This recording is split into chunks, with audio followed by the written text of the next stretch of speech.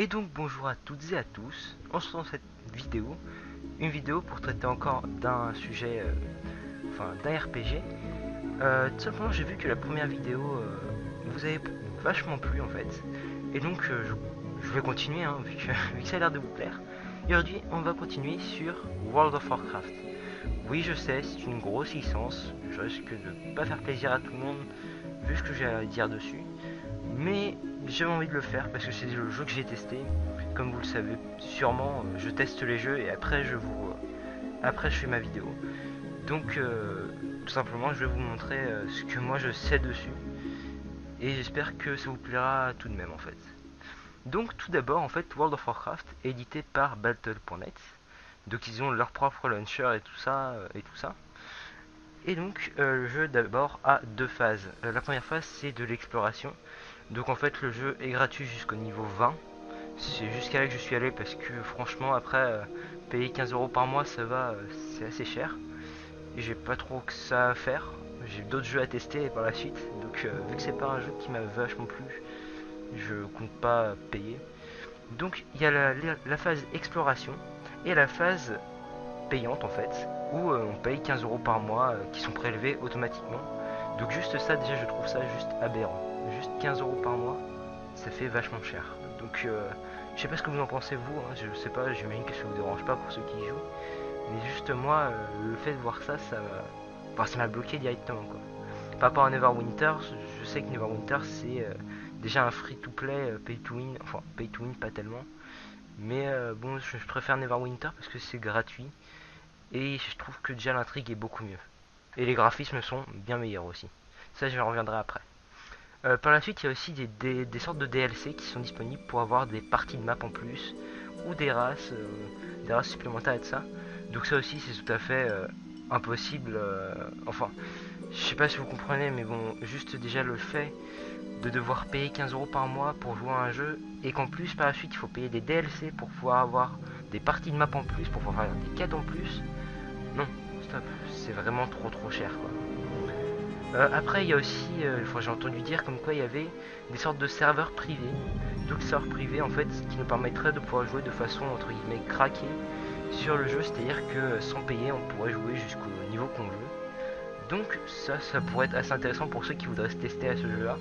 Donc, essayez de trouver des petits serveurs privés. Je pense que si vous tapez World of Warcraft serveur privé, vous aurez une blinde de trucs. Et en plus, apparemment, c'est avec leur propre launcher, c'est-à-dire que ils reprennent l'aspect du jeu, mais ils ont il y a leurs règles sur le serveur. Parce que les serveurs qui sont déjà disponibles là-bas sont des serveurs de Battle.net, tout simplement. Par la suite, on va passer aux classes et aux races, parce qu'il faut, il faut qu'on bouge un peu. Donc, les classes et les races, déjà, il faut savoir une chose, c'est qu'il y a deux clans, entre guillemets. C'est-à-dire qu'il y a l'Alliance, qui compte des races que je vous énumérerai juste après, et il y a la Horde qui compte d'autres races. C'est-à-dire qu'en gros, le jeu peut se jouer un peu en joueur contre joueur. C'est-à-dire on peut le jouer en PvP ou on peut le jouer en non PvP et tout ça. On va revenir après sur ce point-là aussi. Donc les races, ce sont humains, enfin du côté de l'Alliance, c'est humain, Worgen, Dredanais, je sais pas trop comment ça se dit en fait. Après il y a nain, gnome et elfe de nuit. Elfe de la nuit, pardon. Donc après, de l'autre côté, il y a aussi dans la horde les gobelins, les elfes de sang, les orques, les taurennes, les trolls et les morts vivants. Alors tout simplement, toutes ces classes-là, il faut savoir juste une chose, c'est que au début, ce qui est le grand point fort de ce jeu, c'est qu'ils commencent tous avec des quêtes différentes au tout début. C'est-à-dire que, en gros, c'est le tutoriel quoi. Mais en gros, le tutoriel au tout début, c'est pas comme dans Neverwinter où peu importe la classe qu'on prend, la ville et tout ça qu'on prend. Non, là, tout ce qu'on fait va avoir un impact sur ce qu'on va être par la suite. C'est-à-dire que moi j'ai testé jusqu'au niveau 20, après je sais pas comment c'est. Mais je sais que moi, de mon point de vue, je sais que j'ai testé par exemple Worgen en druide. Druide, oui je crois que c'était druide que j'avais testé. Et je sais très bien que j'ai pu... j'avais un début différent dans une espèce de ville Gilneas ou un truc comme ça. C'était totalement chelou, mais c'était vachement sympa. Mais je sais qu'il y a d'autres classes, genre humain et tout ça, ça commence jamais au même endroit. J'avais testé aussi elfe de sang qui commençait dans une jolie forêt d'ailleurs. etc. etc. C'est-à-dire que peu importe où vous allez, dans tous les cas, toutes les quêtes sont différentes au tout début. C'est-à-dire que le tutoriel n'est jamais le même. Après, il faut savoir que chaque race n'a pas exactement... enfin, n'a pas le droit de prendre n'importe quelle classe. C'est-à-dire que chaque race a ses classes de prédilection. Pardon. C'est-à-dire que, par exemple, les Worgen, ils peuvent prendre, par exemple, je crois, guerrier, druide, prêtre, je crois aussi. Mais ils ne pourront peut-être pas prendre paladin. Il y a des classes comme ça que les races ne pourront pas prendre. C'est aussi une sorte de point fort au jeu. Moi j'aime bien. De mon point de vue, je trouve ça plutôt sympa. Ça permet de pas avoir genre une sorte d'incohérence dans le jeu. Mais c'est vrai que pour moi c'est un gros point fort aussi, j'aime bien. Donc on va passer aux classes. Hein, parce que on va pas s'attarder trop non plus. Donc les classes ce sont guerrier. Donc mon guerrier c'est pas très compliqué. Hein. On l'a un peu dans tous les RPG. On a chasseur, grosse nouveauté un peu. Enfin grosse nouveauté tout court ouais. Par contre j'ai pas testé. Moi j'ai testé que druide donc donc je vais pas pouvoir vous aider. On a prêtre, chaman, démoniste, druide, paladin, voleur, mage, moine et chevalier de la mort. Donc il faut savoir un truc, c'est que le chevalier de la mort est une classe qu'on débloque à partir du niveau 55, un truc dans le genre. C'est-à-dire qu'on le débloque bien après. Bon c'est plutôt bien, ça montre un peu, mais apparemment cette classe est assez OP. Donc je veux bien que voilà, elle soit un peu mieux quoi, parce que on l'a plus tard et de ça. Mais si elle est vraiment OP comme on me l'a décrit, enfin voilà quoi, il y a peut-être des limites. Après je critique pas le jeu, hein. Je suis pas là pour critiquer le jeu, je vous donne mes impressions et je suis aussi là pour vous expliquer un peu le jeu en soi, comment est-ce que je le prends. Donc par la suite, après les classes, nous allons voir les métiers. Donc les métiers je n'ai pas testé, mais je suis allé un petit peu me renseigner sur ça et tout ça. Donc apparemment il y a deux sortes de métiers, les métiers principaux et les métiers secondaires. Sur ça je pourrais pas trop vous expliquer c'est quoi le délire de ça, mais je sais que dans tous les cas ça nous fait gagner un peu d'argent et je pense surtout que ça nous fait gagner des ressources.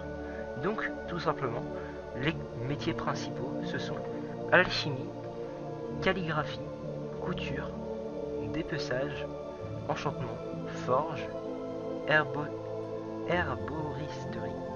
C'est des mots. Il y a des mots des fois. Ingénierie, joaillerie, minage et travail du cuir. Donc ça c'est les métiers principaux. Donc je pense que c'est ceux qui font gagner peut-être... Ah non, c'est peut-être les métiers qu'on prend au tout début.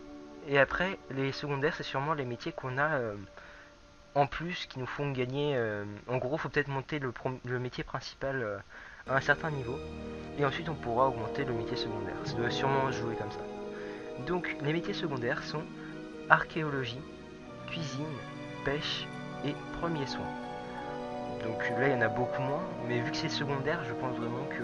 Enfin je pense surtout que le métier principal est vachement plus compliqué à EP, et après je pense que le secondaire c'est vraiment pour rajouter la petite cerise sur le gâteau quoi. C'est pas non plus un gros truc. Donc on va passer après tout ça les différents modes de jeu. Donc les différents modes de jeu ce sont tout simplement le joueur contre joueur. Donc c'est un mode de jeu assez sympathique. Je l'ai pas testé mais je trouve ça plutôt sympathique dans l'ensemble. C'est en gros on peut faire du PVP avec tout le monde. C'est genre il y a par exemple le mode arène apparemment. Vous me dites dans les commentaires si jamais je me trompe hein, mais il y a le mode arène normalement. Mode arène où on est avec d'autres joueurs et on se combat tous ensemble. Donc un joyeux bordel entre guillemets. Mais par la suite on a aussi encore plus gros le champ de bataille. Le champ de bataille c'est tout simplement l'alliance contre la horde et les deux se battent à mort et le but c'est de rester le dernier survivant. Donc à mon avis c'est plutôt fun, enfin ça doit être plutôt fun à jouer. Si jamais le jeu m'intéresse vraiment, je pourrais essayer de vous filmer une petite séquence de tout ça. Mais pour le moment ça m'intéresse pas vraiment. Donc concrètement je vous fais la vidéo pour vous montrer un peu et vous donner mes ressentis, mais pas plus quoi. Je compte pas trop y jouer après. Donc on a aussi comme dernier point dans le joueur contre joueur, c'est les combats en free for all entre guillemets. C'est à dire que vous avez le jeu, enfin vous faites les quêtes du jeu, normal. Seulement, il y a des endroits où vous pouvez PVP et où on peut vous tomber dessus comme si de rien n'était. C'est-à-dire que si par exemple vous êtes dans l'alliance et que d'un coup vous devez faire une quête à l'autre bout de la map, il peut très bien y avoir quelqu'un qui va arriver en mode trollolol, j'arrive, je vous tue. Oui, c'est totalement bâtard, mais je pense que ça doit faire assez stresser au tout début. Mais à mon avis, c'est pas à partir d'un. Enfin, à mon avis, c'est à partir d'un certain niveau qu'on peut faire ça. Parce que sinon, enfin, je vous conseille pas si vous commencez le jeu d'aller directement dans le joueur contre joueur. Par contre, il faut savoir que le mode joueur contre joueur vous permet de gagner des équipements ou de l'argent ou plein d'autres choses en fait. Mais, euh, mais concrètement, je pense surtout que c'est pour le fun qu'il faut le faire, pas trop pour les récompenses, hein. Donc on a aussi d'autres modes de jeu. On a une sorte de mode de jeu un peu plus classique, c'est-à-dire un mode de jeu où vous avez l'Alliance et la Horde, mais elles joueront pas un très grand rôle dans les... enfin voilà quoi, il y a des quêtes qui seront peut-être... il y aura peut-être des quêtes comme ça qui vous seront montrées, mais je pense pas que ça joue un très grand rôle. Enfin dans des quêtes, les clans seront montrés, mais je pense pas que ça joue un très grand rôle dans ce qu'on appelle le joueur contre joueur et de ça, vu qu'il n'y en a pas. Tout simplement, c'est en gros vous faites vos quêtes sans PVP contre des joueurs, vous faites que du PVM, c'est-à-dire que vous jouez que contre des monstres. Ce qui peut être sympa, hein. Moi j'ai testé comme ça m'a vachement plu. Déjà, enfin parce que moi joueur contre joueur ça n'a jamais été mon truc, mais je pense que si on joue avec des potes sans joueur contre joueur, je pense que ça peut être quand même un joyeux bordel et être vachement drôle. Sur ce, je pense que j'ai fini en fait. Donc j'espère que cette vidéo vous aura plu. Je sais pas ce que vous en pensez. Dites-moi si jamais j'ai oublié des choses. Dites-moi si il y a des choses avec lesquelles vous n'êtes pas du tout d'accord. Donc si jamais vous n'êtes pas du tout d'accord, hein, écrivez-le en commentaire. Expliquez-moi ce que j'aurais oublié dans la vidéo aussi. Et si jamais j'ai vraiment oublié beaucoup de choses et qu'il faut vraiment que je me repenche sur le jeu, vous me le dites et je peux... enfin je retournerai sur le jeu et je le retesterai. Mais pour le moment, il faut bien savoir que le jeu me plaît vraiment pas. C'est-à-dire que c'est pas un truc qui me branche trop en fait. Juste le fait de devoir payer ça, c'est le gros point noir de ce jeu.